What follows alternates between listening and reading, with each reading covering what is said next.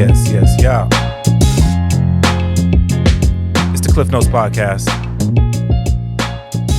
Got another good one for y'all. I had a chance to chop it up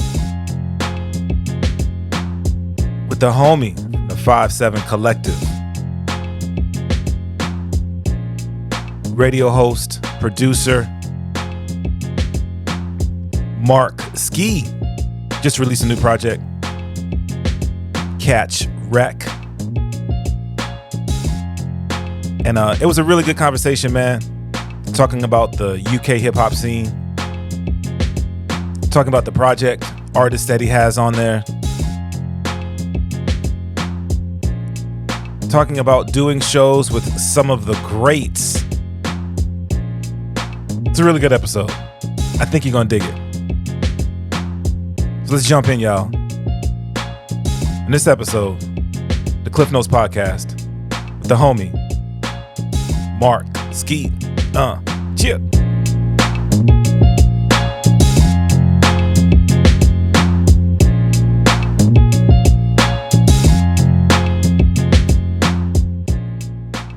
Support for the Cliff Notes Podcast comes from Acapella Apparel, an idea born from a love of hip-hop, funk, and soul music and its surrounding cultures. With fashion being a huge visual part of the cultures, they've created expressive images to pay homage, invoke nostalgia, and showcase the elements that make up the lifestyle and cultures of these genres. Acapella, apparel for the music lifestyle. For more information, check out acapella.com. That's AKEPELE.com.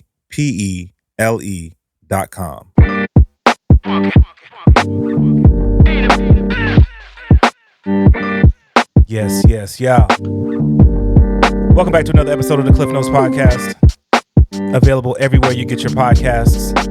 Apple Podcasts, now Amazon Music, Stitcher, all of them, man. Big shout out to everybody who's been checking out the podcast, man. We're really big right now in India. It's crazy. Really big in India right now. Shout out to my folk in Asia. And shout out to my folk in the UK. You know what I mean? Excited for this one. Speaking of the UK, I have an opportunity to have a conversation with a person who has been doing what I do for so long at such a high level.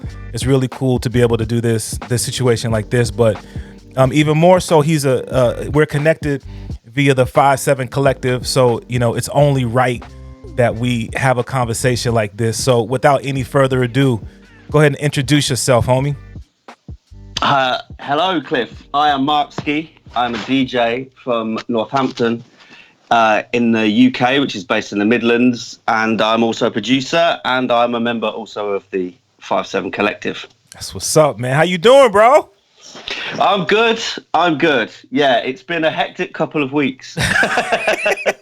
This is the thing about digital releases compared to the old days, where there was a bit more, I wouldn't say planning, but a slower build to momentum. Whereas with digital, it's like all on and all off. So you're just kind of waiting for the day, and then it's like someone's turned the lights on and socials are blowing up, and you're doing that for 8 hours, and then you kind of take a breath. So yeah, it's very strange still to me, but I'm grateful for it. No doubt, man. So we're speaking of digital releases, man. You just dropped, like just a couple of days ago, dropped a new project, Catch Wreck. With so many guests on there. But let's talk about that. Let's start with that, man. That project, was that something that was in the works for a while? Yeah. So it actually 2 years. Oh, word. 2 years. Yeah. So originally, like last year, I dropped a couple of singles and they were building up to the album, but it was just one of those things where certain things didn't align with regard to, like, I had a couple of beats that I sent to artists and they were like, yeah, I'm all over it, I'm all on it, I won't mention them, and then and then just through live stuff that they were like, I'm really sorry, look, I'll take the beat can I take the beat for my album or something like that, but I can't commit in the time frame. And then I also had on there originally on one of the tracks Rich Quick, and then obviously he passed away, which is obviously really sad, and that kind of from a number of perspectives, just put things back because obviously, he's a homie and all that. And so just it's amazing compared to doing singles and EPs. And I've actually spoke to J57 about this, the difference, even though it's only more tracks, but because it's a project and it's more cohesive, or you try and make it more cohesive, it's just a whole different level of like project management and just trying to make things fit together. And then you get the whole thing done, and you actually then, some of the tracks maybe you had penciled in at the start don't fit in with the wider work. So yeah, all in all, 2 years. But you know what? I'll never get back. Right. Well, yes. But you know what though, bro? I feel like I love hearing that, understanding your history, understanding how long you've been making music and your approach to music. But that doesn't happen as much anymore. It seems like projects are put together really quickly, I think in great part because people can work now from, literally across the water. In terms of exchanging tracks and this, that, and the third, and somebody can send somebody a folder of beats, and then somebody can rap to that folder of beats and send them back, and then literally within 2 or 3 months the project is done. And I think that I feel like there's advantages to that in terms of just building community, but I think that there are disadvantages to that in that unfortunately I think that the scene can get flooded with so much content. And I think sometimes it's not always people's best work. Is that something that you? I mean, do you resonate with that at all? Yeah. I could have dropped this earlier and not held out on certain tracks. If I could have hit it a year ago, really, and just gone, well, that'll do, with like 2 less tracks. Because albums now, I mean, really, they're 8 tracks. Yeah. A lot of them 8 or 9. And like you say, the way the dynamic has changed with regards to releases is releases with less content more frequently. So rather than do one album a year with 12 or even, 20 tracks, like look at the Blue and Exile album that dropped recently. That was like, wow. It was almost felt like a feast. Right. It was like so big. I was like, God. And I could see people commenting like, oh, there's too many tracks on it. I saw some people tweeting. I'm like, oh my God, but so you've got but you don't, do you? You get like, a NAS album, 8 tracks. You get but 2-3 albums a year, right? Because the streaming, that's what streaming dictates, really. And that's where those guys, need to make their profile higher and need to hit their targets more than other sales. So business at the end of the day, isn't it, bro? True, man. It's so crazy how it's changed, but once again, it's cool to see artists like yourself decide to take the time to really put into projects like this. Let me ask you this, man. In terms of the creative process, where in terms of the artists that you have on here, you mentioned like you sent some beats out to some artists. Did you have, like, going into the project, did you have sort of a list of, okay, I know that I want to work with these MCs or these individuals going in? Yeah, so there were certain people I wanted to work with, definitely. Definitely I wanted to work with El Gant. Yeah. Definitely, because he'd already done something on my EP I dropped like a couple of years ago. And I'm just a fan as much as anything. He's a monster. He's a bar monster. And an awesome dude. And obviously J57, same. Those guys, man. Every time I send anything to Jay, or and I know he's snowed under, so I'll just say, I've got some beats. He'll go, let me have a listen. And when I don't generally ask Jay to jump on something. He'll just go, have you done some beats or something? Which is where the projects, apart from Truck Duels, but certainly the newer tracks on here, like Golden Text, that was like, I heard you did you said you were working on this weird beat that you didn't think anybody could, like spit on. I was like, no, I don't know. It's a bit out there. I'm not sure. It's a weird timing on it and stuff. And I just sent it to him, and like 3 days later, that came back. So he didn't say to me, I'm definitely going to, he just, it's almost like a challenge to Jay. You know, it's like, I'll show them that kind of vibe. You know what I mean? I'll show Ski I can spit on anything. Right. With regards to that, there's some of that in there. But I definitely wanted Gant on there.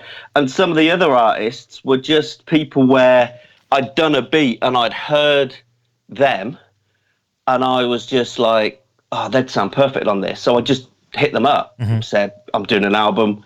I've done this beat. I think you'd smash it.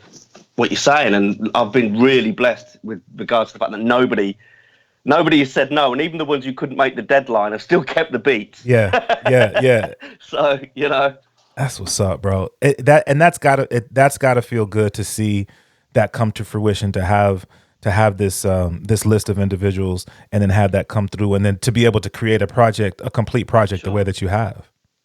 Yeah, definitely. It's like I say, it's a huge undertaking, and I know that sounds, ridiculous, like you say, with regards to how much access we have to each other, with regards to being able to collaborate with people all over the world, and technology and equipment, compared to like 20 years ago, right, when you knew a friend of a friend who had an MPC, right, and now like everyone's running digital audio software and doing things that way. But yeah, it's still more so than EPs and things I've done, where I've just like done it and thrown it out and gone, yeah, wow, that's amazing. I've accomplished that. This feels like a bigger thing, because it just takes so much more effort on a number of levels. Not even just creatively necessarily, but just you're dealing with, I suppose it's different if you're an artist who produces and writes yourself, because you can control it all. But when you're like me, you're a DJ and a producer, but you're not a rapper, then you've got to manage a lot of different people, expectations. It's quite demanding. Yeah. It's funny. It's a common conversation that I have with folk, and understand that everybody's sort of working on their own timeline as well if they're an artist. But that idea of waiting on someone to to get a verse back to you, this, that, and the third. But then when it's a situation like you described with Jay, even not even knowing it was coming, and it's like, oh, okay, yeah, that's definitely worth the wait. It really helps in making that a complete project. Totally. Yeah, totally. The project is out. It's available everywhere right now. The title of the project is Catch Wreck. In terms of that title, what was the thought behind that? Well, just to play on, because it was my first album.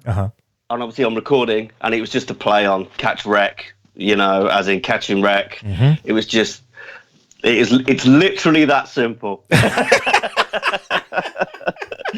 There's no levels to it. Right. Okay. I dig that. So as I mentioned earlier, bro, like you've been in the music game for a while, and you've had an opportunity to connect with artists of a number of generations, which I think is so cool. Being an old head, I can really appreciate some of the names that show up like on your bio in terms of people that you've opened for or played with, and this, that, and the third. What influence do previous generations have on your creative process? Well, I mean, I think that's an interesting question, because it's like, so at the moment, in the UK, the newer generation of rappers are like much more so like over there. Your guys are like that. It's trap, isn't it? Whereas over here, it's grime and drill. Okay. There's a bit of trap and stuff, but it's grime and drill. So, and that is, even though it is a subgenre of UK hip hop, it's a completely different sound in the same way that trap is over there. It's sample free. It's different tempos. So they look back on the boom bap stuff, or the kind of classic era stuff, with respect. Yeah.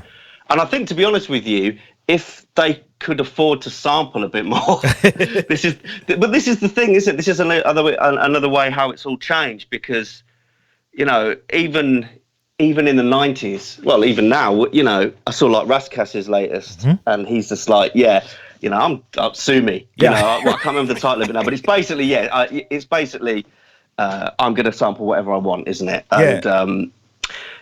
And that anarchic spirit is kind of one of the things that anti-establishment thing is one of the elements of hip hop that I think goes under the radar outside of the usual kind of, graffiti and b-boy and all that. That is an element of hip hop. It's always been reactionary, and it's always been socially aware and a social commentary, and it's always been anti-establishment in the sense that it's trying to break through the boundaries for the people who are creating it and it represents. And I think that still does travel through to the younger artists in the different genres of hip hop today. But from my point of view, personally, looking back on that, the thing that hip hop really did for me with regards to what my influences was it got me into all sorts of genres of music that I never thought I'd listen to. And then that influenced how I then made music. So at first I was just into anything with big beats and loads of scratching and rapping over it when I first got into it. That was it. I didn't care about anything else. And then as soon as I started buying a few Ultimate breaks and beats, once I was DJing and I wanted to get pairs of breaks, and I was just buying albums for breaks. And then I'd listen to those albums and go, okay, some of this stuff's all right.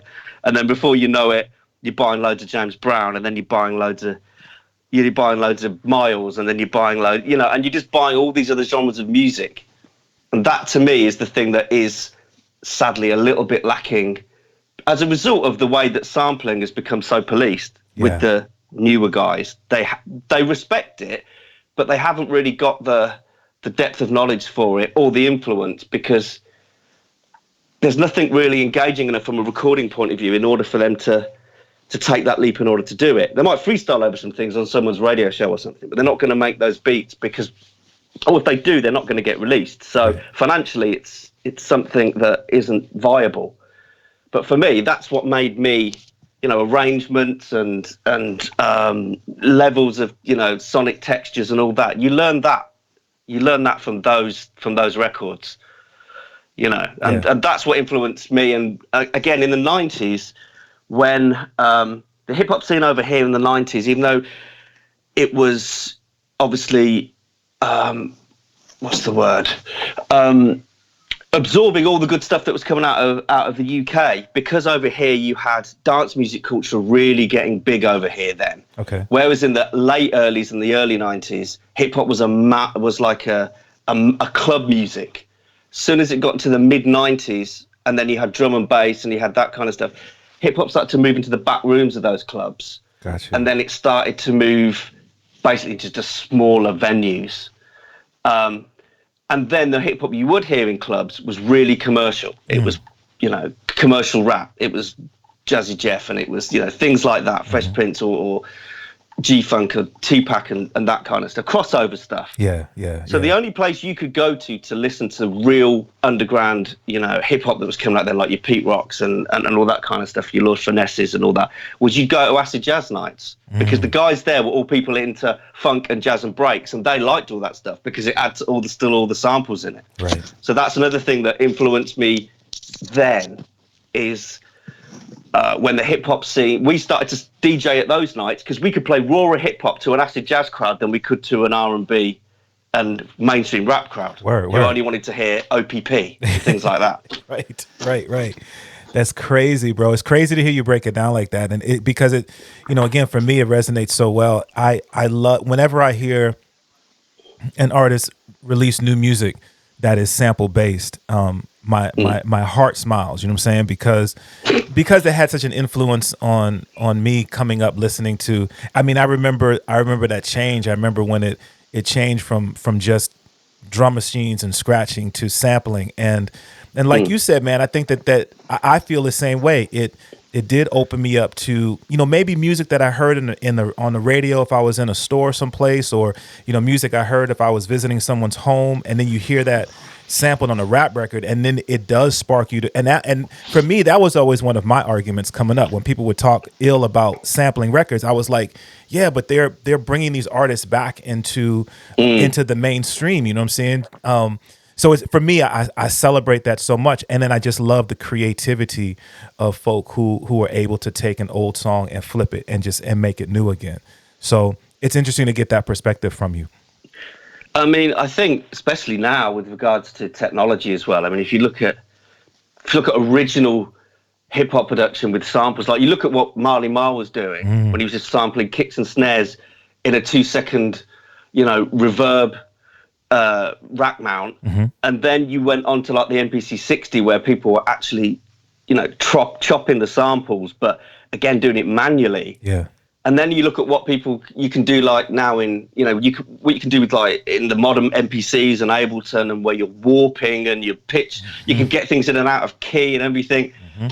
It's just crazy what you can do. And it's like, I love sampling, Yes. I'm not, and don't get me wrong, nothing against, younger artists who are doing their thing and have got their scene, because, that's, we're the old school, and they're meant to come up, and they're meant to challenge what's there and go, you know what? No. And one thing in hip hop is those guys generally, over here at least, they do respect what has come before them. They're not arrogant or dismissive of it at all. They appreciate the elements of UK hip hop that got them and started their scene, the grime scene and the drill scene and stuff. But the access to technology and the way the things you can do now with samples, I just think it's crazy not to use them. Yeah. Sonically, I understand why people don't, because if as a mainstream artist, but I love working with samples. I start with samples whenever I do things. I might not end up with some tracks with samples, but I always start with samples. That's what's always. up. Man. That's what's up. Chopping up with the homie Mark Ski. So the first single, that I've been playing, Catch Wreck, the title cut. Man, I've been looking, and it's getting like people are really digging it, man. I'm on the website right now, funkbyfunk.com, and Shade 45 I see up there. I see Premier played it on Live from Headquarters. So obviously there's notice of people who are checking it out. But as the creator of this, what feedback have you gotten from the project thus far? Nothing but positive. I'm overwhelmed, to be honest. Yeah. I remember when I sent that single to Jay, and he was just, I can't stop playing it. So I knew then when he said that, I was like, okay, so it's all right then. You know what I mean? I was like, okay, I've done something right there. Right. That one will stick. So that's when I wasn't sure whether I was going to use that as the single at first. Yeah. But as soon as I got that kind of feedback, I was like, okay, because generally you rarely use title tracks as your single, but because it was so strong, based upon the people who'd heard it originally, I thought, well, let's go for it. But yeah, the feedback on the blogs, and then when Preem played it, I was quite taken aback, like bucket list moment, But then when Eclipse opened Rappers Out of Control with it, opened the show with it, I think that was even more. Because Jay said to me, he said, I've sent it to Eclipse, and he said, he says he really likes it, and he never says that. So I thought, okay, yeah. Even if the rest of the album doesn't go down as well as maybe I'd like, there's a strong single there, and Primo's played it again. He's played it twice now. Yeah. It's a good track, bro. You know what I'm saying? It's all around. It's a good track in terms of the production, what you did production wise, what El Gant and G Huff do vocally. Yeah. It's a dope track. You know what I'm saying? It deserves airplay, 100%. I've been playing it. You know what I'm saying? I've been playing it since Jay sent it to me. Thank you, bro. I'll make sure I get you some you some more clean stuff. Actually, the album's pretty clean, to be fair. I think there's only a couple on there that aren't, but I'll get that over to you. Word up. Yo, I was introduced to an artist on the project, Emma Lee, on the Nitty Gritty joint. Yo, bruh, like, so first off, thank you. Maybe I'm slipping because I should have been more aware. But talk to me about Emma Lee and that connect. She's dope, right? So. Yeah, she's awesome, man, on so many levels. She's a great rapper. She's a good person. You should check out her Instagram and her Twitter. I think her Twitter's Be Like Water. Okay. But she posts a lot of good, positive stuff, and she's very socially aware. And how that came about, here's something for you. So I did a mixtape when the UK went down in quarantine. I just did a mixtape, just threw it up on Mixcloud, just as a kind of more not even about what was going on, but just tracks that to me reflected the kind of different stages of lockdown, from when at first it seems like a bit strange, and then your moods go up and down, and then you see light at the end of the tunnel. And it was mainly, like I say, just to kind of exercise some of the different moods I was having. I wanted to keep being creative as much as I could, because I know we're all very socially distant at the moment, but the whole lockdown thing, which we had over here for about a month, where literally, you could only go to the shop at certain times over here. You could only go to the stores at certain times. Everywhere was shut. It's bizarre. It was really, really strange. Yeah. And we still haven't fully recovered with regards to like nightlife and things like that. Right. But so she did a track called. I started broadcasting I do a radio show over here on FM, but I started broadcasting from home and streaming it into the station, because obviously we weren't allowed to go into the station. Right. And she did a track called My Corona that was just sent to me. Mm-hmm. And it's really, really good. Okay. Really, really dope. And so I heard that, and I played it a bit on the show, and then I put it on the mixtape. And she was like, oh, that's really dope. Thank you so much. And she shared it everywhere. And I think Chuck D picked up on it as well. He played it a couple of times as well on his show. And she's really dope. So I just got into a bit of a conversation with her about, don't worry about it. This is really good. Checked out some of her other stuff that she's done. And then I did that beat. And I just thought, you know what? She'd smash this, because I really wanted a female MC on there. Yeah, yeah. So I just hit her up. I was just like, hey, look, I'm doing an album. I'd love to have you on it. It's going to be on 5/7. I understand it's difficult times at the moment. It's hard for people to record. Literally, I don't think it took them more than 2 weeks to get those back to me, those bars. Literally. Smashed it. Absolutely smashed it. So yeah, she's well worth checking out. You should follow her on socials and stuff. She's got an album coming out soon as well. Oh, word. Well, no doubt. I will definitely check for it, man, because again, I love artists who are making good music, and then when you talk about someone who's a good person, has a good heart, socially aware, all of those things, I think artists need to be celebrated and supported for those things in particular. So we'll definitely look to support what she's doing, support her movement, man. Yeah, I'll forward over the socials, and I'll hit her up, and I'll connect you two. That's what's up. That's what's up, man. Chopping it up with the homie Mark Ski. Real quick, man, I want to just take a second and let folk know about one of our sponsors, Acapella Apparel. I know things are crazy right now, and everybody's figuring out how to try to make things happen, man. And I feel really grateful that Acapella Apparel has continued to support the Cliff Notes podcast. And I encourage you to check them out, man. The website is dope. They have some new arrivals. Their new line is crazy, man. It's getting into the winter months, and so they got hoodies and jackets and long sleeves and all kinds of dope gear, man. So check them out. Acapella Apparel. It's AKEPELE.com. Yo, you mentioned doing radio, man. So I wonder if let me just ask you this way: Is it weird to be on this side of the microphone? I know it is for me. Like whenever I have an opportunity, you know what I'm saying, for somebody to interview me, it's like, I'm used to being on the other side, yo.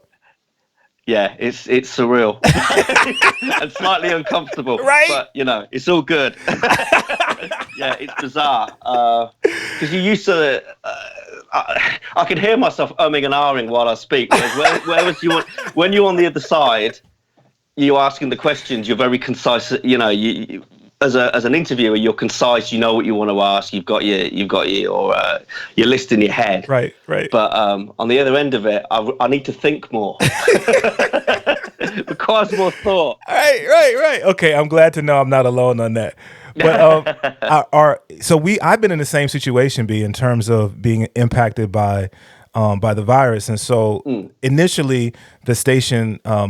Right now, there's still essential personnel going into the station, and then a large percentage of DJs just started pre-recording their shows, and then some of us were able to do what you described, just stream our shows live from the house. So I've been doing that, since things kicked off.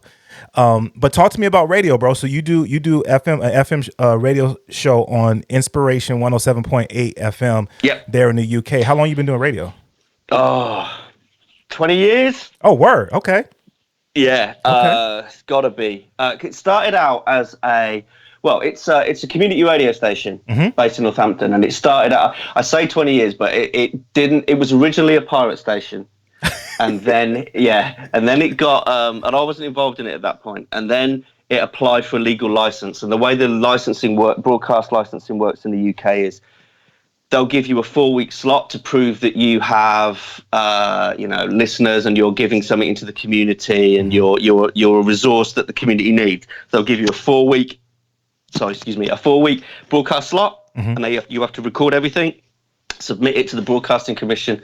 They then review it, and if they like what they hear, they'll give you another date, and that goes on. They're called radio station licenses, and that goes on for, I think at first they were getting 2 a year, and then it was like 1 a year, because you have to apply for it, and then you have to fund it, etc., etc., etc. So originally that was the case. It was when the station were doing their 4-week licenses. Me and a friend of mine, Alton, were doing a show on there, and then they got their full license. But that was about it must be 10 years ago now. Okay. So I've been doing it weekly since then. Monday nights at 10 UK time, which for you is, that's not too bad, is it? That's 6 o'clock in the evening. Right. That's perfect. On your side. Right. So I know so many people now over there, and you're all in different time zones. And I get so confused. We just have the one time zone over here. Oh, we don't complicate things. Right. You know how we got to do in the US, man. We can't make anything easy, bro. But so you're Portland, aren't you? I'm Portland, so I'm West Coast, LA time, essentially. Yeah, that's it. Yeah. All good. So that show, basically, again, go back to what I was saying earlier, is originally it was the Funk by Funk thing comes from originally my friend Alton and me, when the whole hip hop thing, he's a guy who just collects jazz and funk and stuff like that. So we kind of became friends because I was a hip hop guy starting to buy that stuff, and he knew loads about that. So we started buying all that kind of stuff, and then when the hip hop scene, as in the mainstream, kind of died down a bit here, and the DJ work started to for the real good, like raw underground stuff, opened up in the acid jazz scene. Us two used to DJ together at those events, and then he got approached to do a show on the station, and he brought me in. So we both came up with this idea was, well, what we'll do is then we'll kind of pull the whole hip hop thing apart, and we won't just play hip hop. We'll play hip hop, and we'll play funk, and we'll play jazz, and we'll play all the non-mainstream stuff that is out there, and we can dig back and play all the raw stuff and like broken beat and everything, and just mix it all together. And then after a while, he kind of lost interest in doing that a little bit. Still buys records, his record collection's obscene. He's still buying loads of stuff, but just kind of moved away from the DJing side of it. And then I just kind of kept it going. Gotcha. That's what's up, bro. It's funny because my start in radio, I started on an internet radio station that prior to being an internet radio station was a pirate radio station. Okay. And same thing. I wasn't with them at that point. So I started doing internet radio, and then there was a community radio station that started up in Portland that was really focusing in on the Portland hip hop scene. And I felt drawn to that, to be in a position to support the local scene. And then from there transitioned to a different community radio station that I'm on right now. So I've been doing FM radio. I'm not quite as long as you have. I've been doing it for, I guess, 11 years now. But it's so dope to be in that position to serve the community. And have the freedoms. I mean, that's the cool thing about it, man. I get an opportunity to play stuff that artists may not get their stuff on the radio otherwise. So, a similar path as you. Yeah, that's the thing. Much like yourself, I can play whatever I want. Yeah. The only stipulation is it has to be clean. Right. That's the only thing. 100%. Yeah. Yep. That's the only thing. Which again is is a challenge. Right. It's like, well, Yes. People just don't give you cleans. Come on, I ask for them. I'm like, give me cleans, I can play you. You'll get publishing. You'll get royalties. Yes. It's like, nah. I'm like, oh man. Yeah. Seriously. Yeah. But What you gonna do, bruh? You know what I'm saying? I Yeah, tell people, exactly. look, you're already in the studio, right? You recorded the verse, you got your take, you're already there. While you're there, just go do a clean version. But again, I'm from an era where you got the 12-inch and you got the radio version and then you got the street version. Yeah, You know, so yeah. got to educate these cats, man. You know what I'm saying? Got to educate them. Yeah. If I mean, how long did when really dope stuff comes through yeah, that I haven't got a clean of? yeah, I've lost count of how many I've edited myself. right, Unbelievable. right, Because you still want to you want to showcase the music when it's really good, yeah, and you want to, like you say, these stations are the lifeblood of non-commercial underground music 100%, because no one else is playing it. No one else is off that isn't on the internet. right, FM wise, digital wise, these stations are the heartbeat. And I remember when I first had stuff I'd played on a smaller station, and I know when I've played stuff again that I get sent now, and I tweet it out, and people will be like, "Oh my god, thanks for playing." It's just a good feeling doing that. 100%, bro. And that's the other piece that artists get that I love, especially local artists, or even just even underground artists that are not in the region, is to be able to reach their audience beyond the music that they put out. You know what I'm saying? To be able to invite artists onto the show to speak to their work, to speak to their art, or to have artists come in and freestyle live on air. I mean, those are things that you don't get that when you're just posting your music. I shouldn't say just, but when you're streaming your music online, you don't get that personal connect. And so I feel passionate, obviously, about what we're able to do with terrestrial radio. Can we stream your show? Yeah, it goes out on. They stream it through TuneIn, so the whole station goes out through TuneIn. We schedule it, and then it generally goes up. Although, to be honest with you, the last couple of weeks there have been a bit. I don't know what it's been like over here. I know this is a ridiculous thing to say, but we've had quite a lot of internet problems locally here recently. I don't know whether it's through the weight of everybody just obviously, doing everything online. But just recently I've noticed that there's been a few dropouts and things. So, but generally you can download the show for up to 2 weeks and broadcast as well. So it streams live and then it gets put on a server for 2 weeks. Perfect. To stream or download. Yeah, that's how ours is, and it's interesting. You're right. We have had some issues here too. So I would imagine there is a lot more strain on the systems because everybody's working from home, whether they're like Zooming or doing whatever they do that way. So I'm sure that's having an impact. Reading through your bio, man, I gotta touch on some of these names that are listed, man. Some of the people that you've done some stuff with, Grandmaster Flash, like. Come on, bruh. You know what I mean? Yeah, that was a gig. Jazzy Jeff, KRS-One, Scratch Perverts, the 45 King, Pharoah Monch, the brand new heavies. Come on, bruh. So, because of the opportunities that you've had in terms of working with, people who are icons in this genre, man, you got to give me a story, like. Okay. So there, yes, you have to be careful here, right? Yeah. It's easy to forget when you're having an interview like this. That's a radio interview when it's on Skype that it's other people are going to hear it. Right. So, yeah. Can't get nobody in trouble, yo. Yeah, exactly. So yeah, they're just they're all DJ gigs. So let's start. Scratch. Me and a friend of mine, he's a DJ from a city about 25 minutes away from me called Milton Keynes. He's called DJ Manifest. He's actually done some work with a kill out of Jurassic 5 and a few other people. Yeah. He's got an album coming out at some point next year, and so we used to run a night over there. There's an indoor snow dome. That's crazy. Believe it or not, it's like, you can go and ski indoors and it's all real snow. And we used to run a night there, and so we booked some of the people who we really wanted to basically see and DJ. So there was DJ Yoda, there was the Scratch Perverts, there was loads of people. So that was about a 1,200 capacity night, I think. Wow. It was. Those guys are awesome. That really good night that was. And some of the other ones like Grandmaster Flash and Jazzy Jeff and the Brand New Homies, they're actually all quite recent gigs. They're So there's a local venue in my town where I live called the Road Mender. And obviously it's shut at the moment. They're trying to keep the wolf away from the door, as all these venues are at the moment. You know, it's tough because everywhere's shut and we don't know when they're going to open. But so they do a night called Back to the Old School, and they just book basically that level of artist. So I'm kind of like their resident there for those hip hop nights. So Grandmaster Flash was what, 2 or 3 years ago, I think. Jazzy Jeff was a couple of years ago, and the Brand New Heavies was again, I'd seen the Brand New Heavies for back in the day, and as part of the whole acid jazz thing and that. So when they were actually booked 20 minutes from my house, and then I was asked to DJ for it, I was like, that was pretty dope. Wow. And convenient. Yeah, right.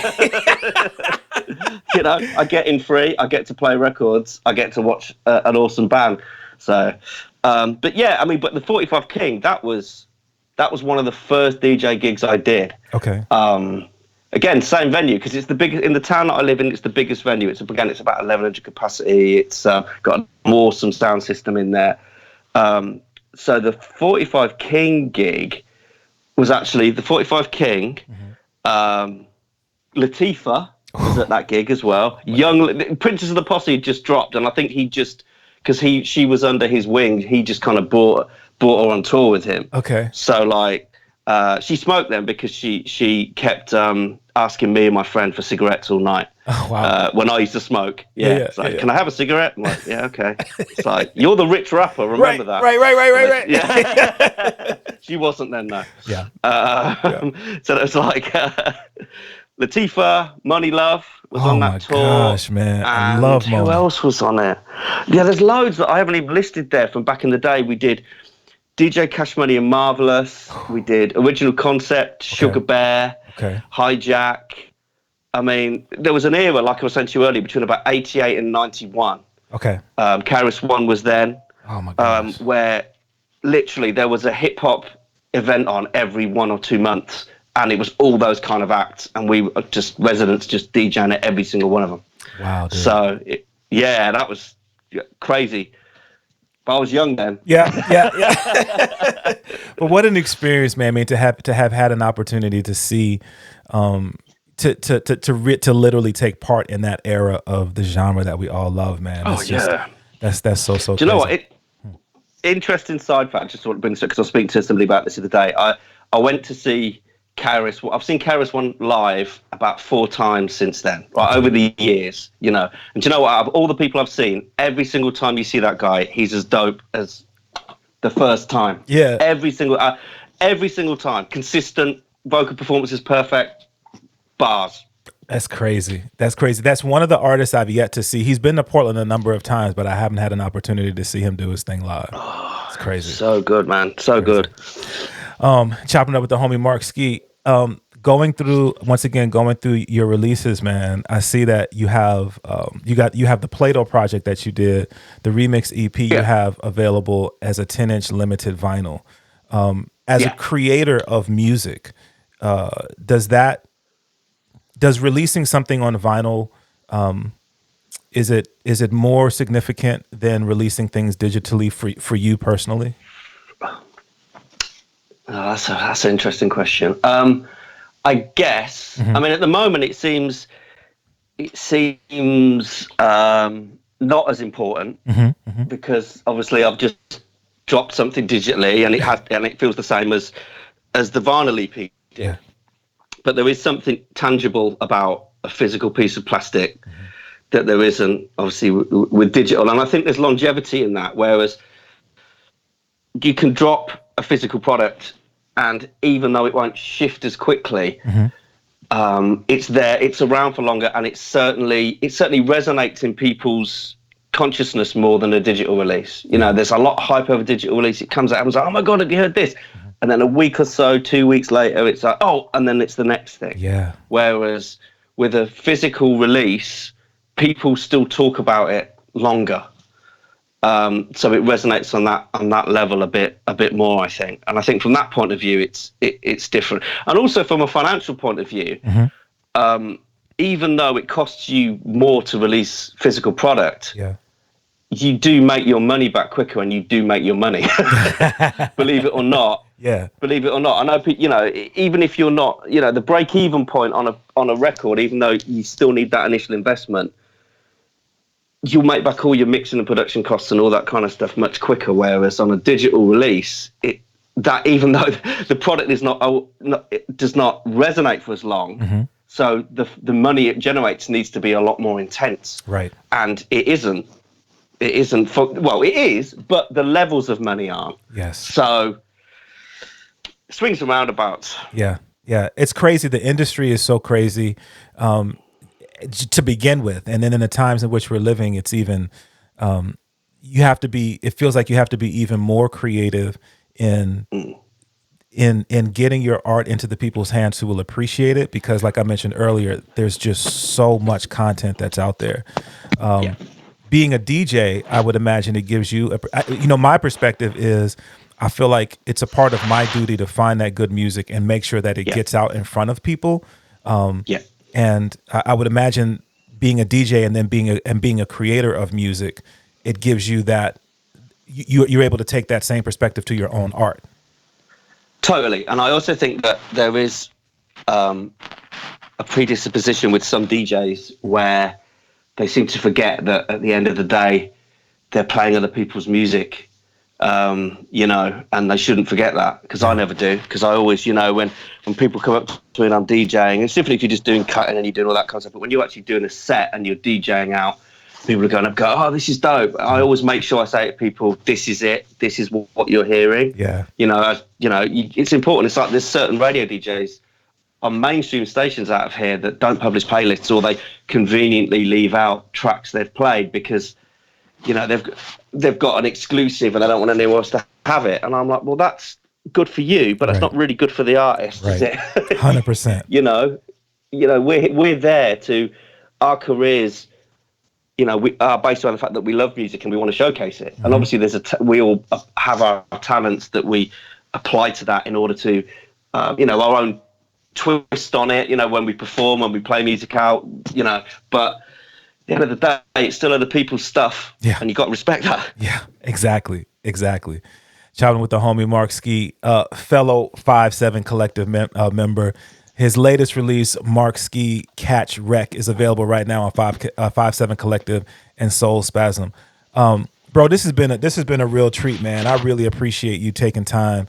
I know it's a little bit later over there than it is here, man, but it's good to be able to chop it up with you, especially someone who has a similar path that I have. Like I said, through this genre that we love, man. You're everywhere. Your music is obviously available on all the major platforms: Apple Music, Spotify, Bandcamp. If people wanna like connect or just kind of really see what you got going, what you got cooking, what's the best way for people to do that? Website www.funkbyfunk.com and Twitter @funkbyfunk. I'm on Facebook and I'm on Insta. I'm on Insta a little bit, same @funkbyfunk. Facebook, I'm on it, but it's Facebook, isn't it? Yeah. Right. I'm on it because I have to be. Yes. It's like, it's like you buy your landline to get your internet, don't you? But you don't use your landline phone. That's my attitude on Facebook. Yeah, I have to be on it, but I don't really use it. So I sometimes log in and I go to my pages manager and it says, you've not posted for like 3 weeks. So yeah. Go to the website, go to Twitter. They're the places you'll find me the most. That's what's up. Okay, bro. So I gotta ask a tough question. It's always I always get an interesting question when I ask an artist when they release a project. So of all of the songs that you've released, I'm not gonna ask what your favorite is. I'm gonna ask, aside from Catch Wreck, which most people have heard at this stage, what's the joint on the project that you would tell people, okay, you need to listen to this song? Oh, man. See, this is why I prefer interviews. Yes, sir. Yes, sir. Okay. See, I ask those questions to people. Exactly. So you had to know it was coming, bro. Yeah. The face, I can see Cliff now for people listening, and the face he's putting out laughing is what I do when I ask questions like this to other people. Okay. Do you know what? Oh man, I would say purely from the fact that the three MCs on there absolutely smash it. Uh-huh. And here's a fun fact behind it: Hero, who's on there, that was a real. Here's a story behind what. So the track is "Let It Roll," Okay. and the reason I like it is because it's fast. And over here, I do think generally there is a one of the reasons hip hop kind of moved away from the clubs is because it got too slow. Yeah. For what the clubs want out here. Yeah. So, and I miss those kind of like 125 BPM kind of Big Daddy Kane style. Yeah, that's track, the first thing I thought about, bro. Yep. Yeah, those kind of joints that just people, they just want to dance at the end of the day. Mm-hmm. So, so that track was originally produced for Rich Quick. Okay. Okay, and he was going to rap on that, and literally a couple of weeks before he passed away, I was speaking to him about it. He'd had it for a while, and he was literally saying to me, "Oh, I'm sorry, I haven't got back to you about it. I've had so much going on." I was like, "Don't worry." So that happened. So then I hit Jay up a few months later, and I just said, "Look, I've got this joint," and he knows Rich as well. And he goes, "I've got this joint." I said, "Sorry, I've got this joint, and I need some guys who can. It's fast, and I know a lot of the younger rappers don't like that tempo, shall we say? Yeah. So he said, "Okay, well, I know the WNOL guys." I was like, "Yeah," because he'd just done that EP with them because they tracks like this Breakfast. He goes, "But would you be interested in having this other kid on it? I know." And I was just like, "Who?" And he goes, "Oh, well, it's a friend of El Gantz, and Gantz says he's got bars. He's really dope. He's called Hero." And I was just like, and I was thinking, I don't know who this kid is, man. Do you know what I mean? Because you never know, do you? You never know. Right. But I know it's Jay, right? And I know if Jay's saying he's good, and if Gant's saying he's good, this kid's going to be good. Right. So I was like, yeah, sure, send it to him. Literally 48 hours later, I had 16 back off him, that first 16 on that track. They never like that. And I was just like, so who's this kid? Right. Who's this kid? Right. Yeah. So then I sent obviously more stuff as well because so those three together, and I don't think either of them knew the other guys were going to be on there. So I got the 16 off of Hero, and I'd already had the 216s from MC RE and Think Twice. Wow. So for that reason alone, that I've got three rappers on there, all of which didn't know each other, and it's the tempo's up. That's the one I'm kind of proud of, I suppose, because there's so many different people from the label on there. Yeah, and it's just fast. Yeah, and I've already spoke to here's an exclusive for you. I've already spoke to MC Ree about potentially them guys doing more stuff at that speed because they just smashed it so much. Yeah. I was just like, I want to do more tracks at like 120, 125, just big things that will get people moving. Yeah, and they should, they'll go down well in this country. Seriously. That's what's up, man. All right, y'all. So you got to check it out. Let It Roll. That's the next joint to check out on the project. It's available everywhere. You can stream it. Right now, you can purchase it on Bandcamp. In terms of other ways to support Ski, like what's some other ways that people can support what you're doing, man? Just like I say, just follow me on socials, and like I say, just stream the music and visit the sites. That's it. Anybody who listens, even if you don't like it, I'm grateful. You know what I mean? If you take the time, we're all busy, strange times at the moment. So anybody who just has a few minutes and wants to dip their toe in and check it out, I appreciate it. That's what's up, man. Mark Ski, 5-7 Collective. The new project is out right now. Catch Wreck. Homie, so appreciate this, man. Excited to see what people feel, what people say as they continue to listen to the project. And man, just continued success to you, and looking forward to continue to build, man.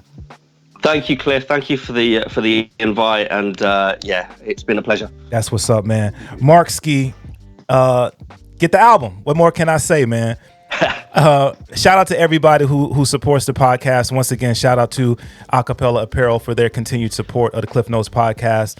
Shout out to X-Ray FM for their continued support. You can check out the podcast on the X-Ray FM podcast network at xraypod.com. And Yeah, man. Last but never ever least, shout out to my homie Theory Has It for creating the official theme song for the Cliff Notes podcast. Once again, check it out everywhere you listen to your podcast, man. You can hit me up direct at djcliff.com. And you can also listen to the podcast at cliffnotes.com. You can hit me up via email at cliffnotes@gmail.com. And be sure to subscribe. If you listen on Apple Podcasts, subscribe and rate. It goes a long way in helping get the word out. All right, y'all. Until we have an opportunity to do this again, God bless. Peace.